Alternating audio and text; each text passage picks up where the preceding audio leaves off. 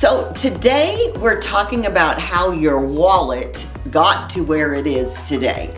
And I love history. I love sharing information that will allow you to have more knowledge about why you're in a particular situation. And then look at how you can create a different one. So we're getting started right now.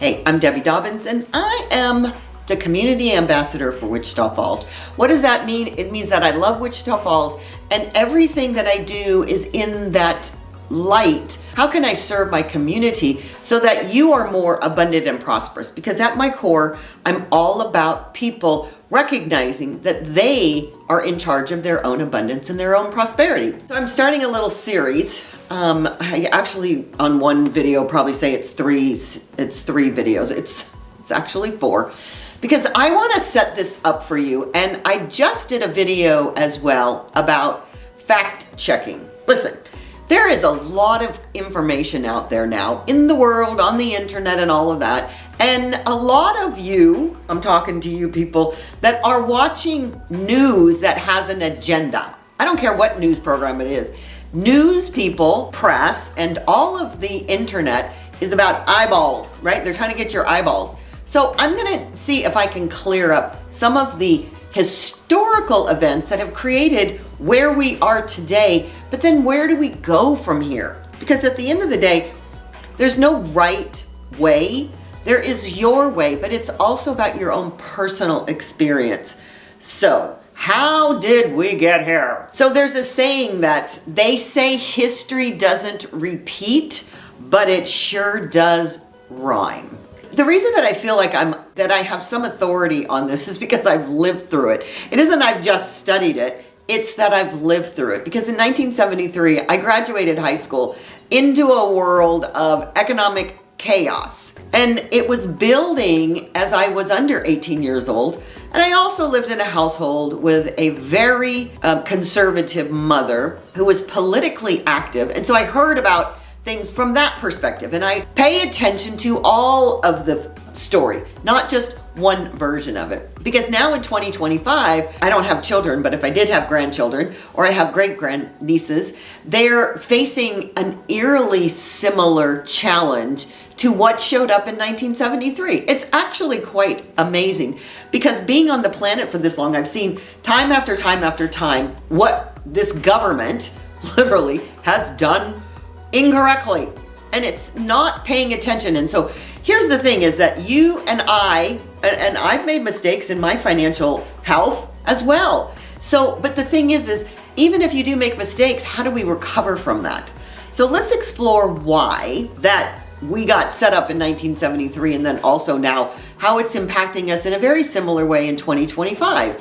And then I'm going to go back and share with you some of the experiences that I have watched to exacerbate where we are right now. But there's great learning in history. So in the 1960s, think about it, my first experience, I think I was in 3rd grade. So I guess I was about 8 years old, John F. Kennedy was shot. Like that's my first recollection about anything political, if you will, in our country, right? The president of the United States just got shot. So, but in the 60s, and President Kennedy got shot, right? You see JFK Jr. saluting his dad at the funeral.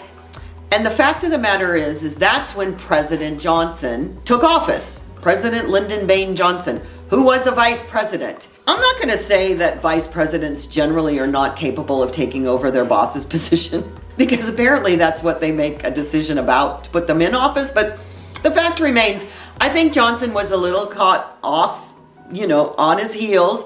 He wasn't really prepared. He inherits a war in Vietnam, or at least a conflict, that he decides he's going to fight this war in Vietnam and create, at the same time, great society programs at home.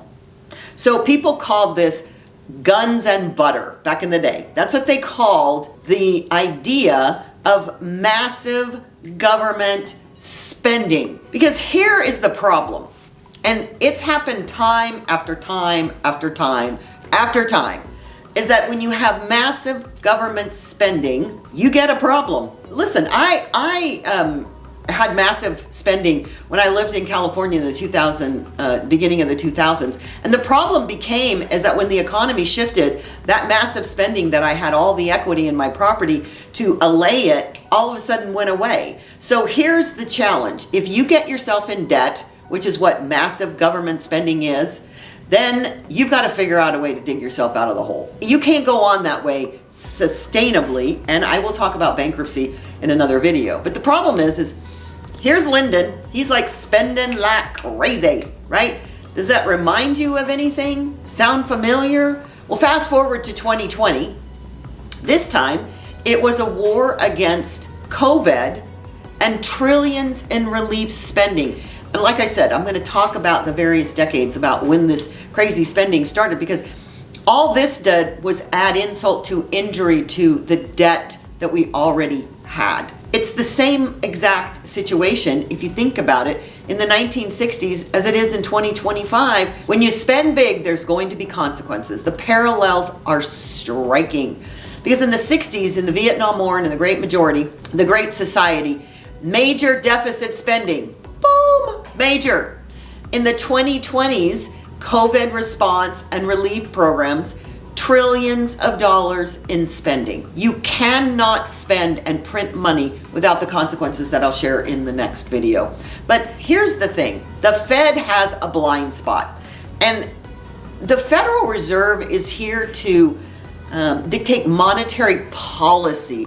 I know people get confused about the Fed, and I'll do a video on the Fed at some other date. But the fact is the Federal Reserve, I don't know whose genius idea that was. I'll do the research on it. But they were out of touch then and they're out of touch now. But here's the thing. Where it gets interesting in both of these eras, the Federal Reserve had this blind spot. And by the late 1960s, they were haunted by memories of the Great Depression. Because it was very close. The 60s wasn't very far away from the 20s, 30s, and 40s. They had PTSD about the Great Depression. Their biggest fear was unemployment. Inflation seemed like a manageable trade-off. This is how the Fed was thinking back there. Because literally, I said they have PTSD about all these people standing in the street and they didn't have a job. So they were like, well, we got to make sure we take care of unemployment in the 1960s. And the Fed statements from both eras, right, from the 60s and the 2020s, they were different, but the same playbook. Focus on maximum employment, view inflation as transitory, keep interest rates low, pump money into the system. Wrong, oh, Rama. But I'm not in charge, and the fact of the matter is you cannot keep spending money, you can't keep interest rates low. And the economy was already heating up right around that COVID time. Sometimes the decision to have a little less pain or a lot less pain now, where the circumstances and the consequences are later, I don't think that's a good system. But that's an opinion. You can argue with me and put your comments in the chat there. Then came the 70s, and then something happened that we as a country couldn't control. And it was the Arab oil embargo. When you hear politicians talk about energy independent, it's because they have PTSD over that time. I lived through that. It was quite remarkable. As a matter of fact, all these periods I've lived through, and it just seems like people get their hair on fire and they get in a panic. And the fact of the matter is we will get through all of it. We're going to get through this one way or the other. We may be bankrupt and be owned by a foreign government, but the fact of the matter is we'll get through it. So we had these gas lines that stretched for miles. So imagine you going to, I don't care if you're driving a gas car or an electric vehicle. Imagine, because electricity is just as precarious as gas.